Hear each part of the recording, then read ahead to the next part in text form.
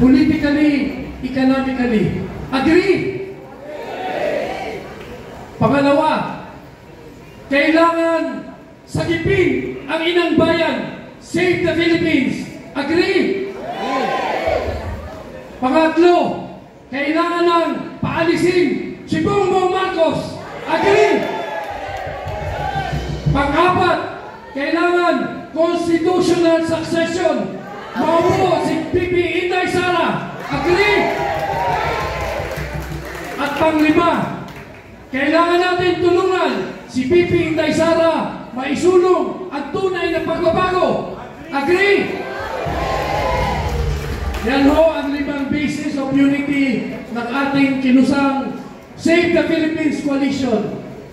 Kung tayo'y lahat nag-agree niyan, agree ba ang mga doctors? Agree ba ang mga lifesavers? Agree ba ang mga frontliners? Agree. Tayong lahat. Tatawagin natin si Secretary Bebot Bello. Nakaalis na. Tawagin natin si Attorney Raul Lambino upang pangunahan ang ating panunumpa sa watawat.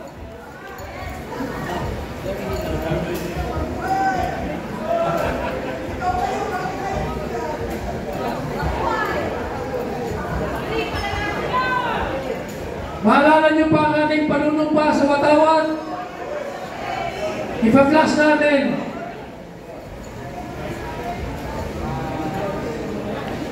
Palakpakan po natin, Atty. Raul Lambino.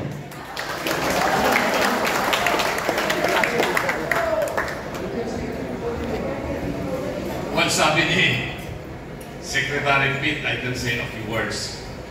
Rob, thank you for the most wonderful reaction to the most wonderful speech of Atty. Vic Rodriguez. All those who have spoken their pieces, nakakakilabot at nakakapanindig balahibo. Tapos, meron ako narinig na komento doon kanina. Kung ang panawagan ay Marcos resign, paano kung hindi mag-resign? Anong gagawin natin? So, meron pang constitutional basis na hindi tayo ma-charge ng sedition kung ang isigaw natin ay hindi Marcos resign, kasi sinabi na ni Atty. Vic kanina yung constitutional basis, Article 7, Section 8 ng ating saligang batas, binanggit yung mga iba't ibang instances na pwedeng magpalit ng Pangulo ng Pilipinas. In case of death, in case of resignation, in case of permanent incapacity, and removal from office. Remove! So, removal from office is also constitutional, but how? Para hindi maging seditious, there are 2 instances. First, yung gusto nilang gawin kay BP Inday Sara, impeach and convict so that she will be removed. If you can do that to the Vice President, to the Ombudsman, to Justices of the Supreme Court, to the members of the Constitutional Commission, you can also do that to the President, as we have done against former President Joseph Estrada. Hindi ba?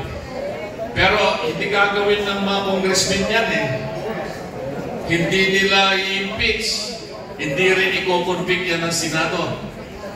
Kamali ng timing kasi si Ronald Cardema na paaga, no? Dapat sana naupo muna yung 3 congressmen ng Duterte yung party list at ngayon sana pwedeng mag-file ng impeachment. So that's one. The other is under the provision of Article 7, Section 11. At binanggit ni Atty. Vic kanina yung Section 12, which is somehow corollary to the provision of Section 11. Ano ito? Ito yung una, if the President, kung if he is of sound mind, will declare that he is temporarily incapacitated, then he will write the Senate and the House of his incapacity. Pero gagawin ba niya yun? But perhaps he can, because Rob just said, we trust God.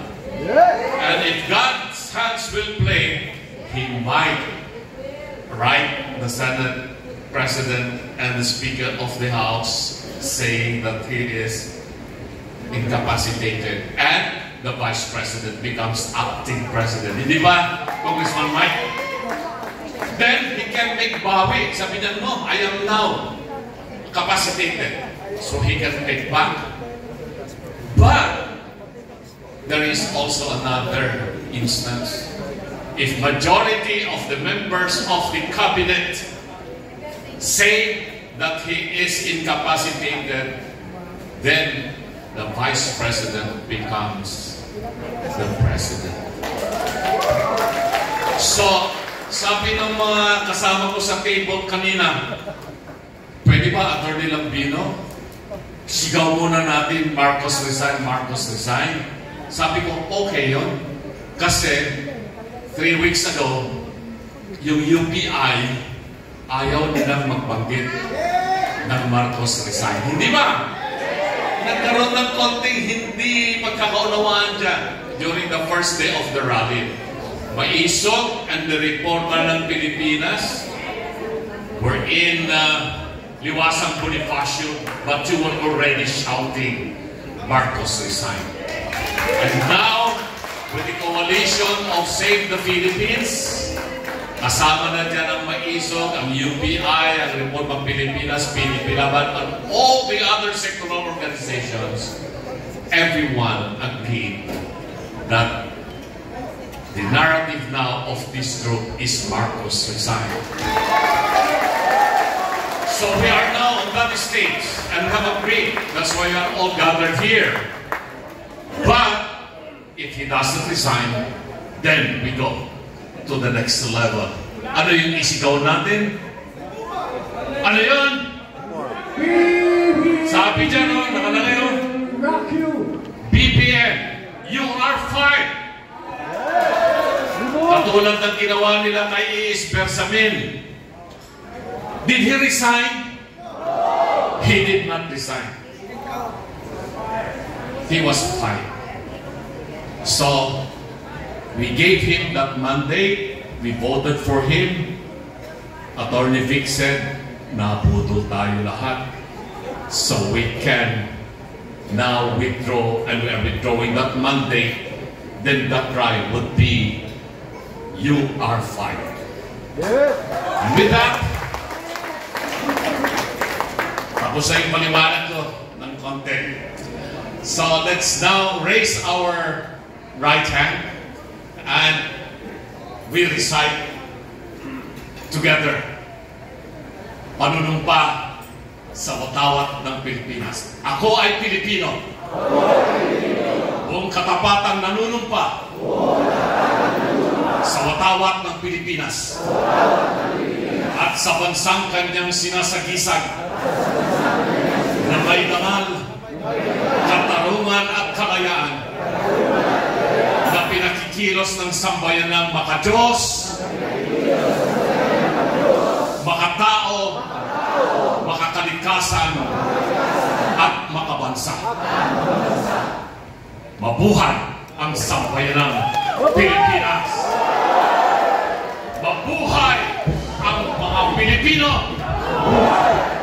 Mabuhay tayo lahat! Buhay! Thank you, Atty. Maraming salamat po sa napaka-inspiring words.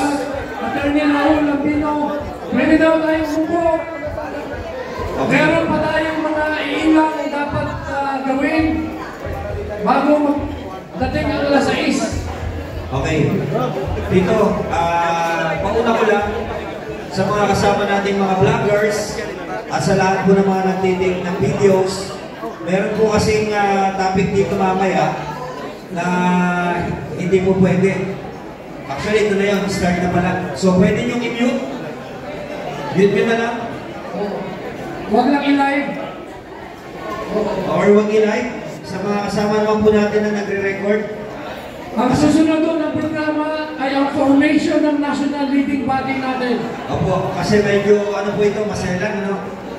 At of course, mamaya magsasalita din po yung magpapaliwanag.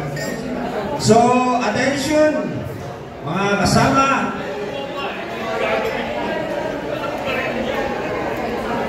End live na lang, end live.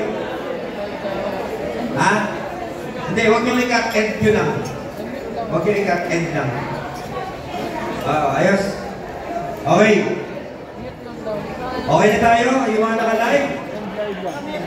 Okay. Yung mga nag-record po, huwag mo na tayo mag-record. So, ito po ang resulta ng mga konsultasyon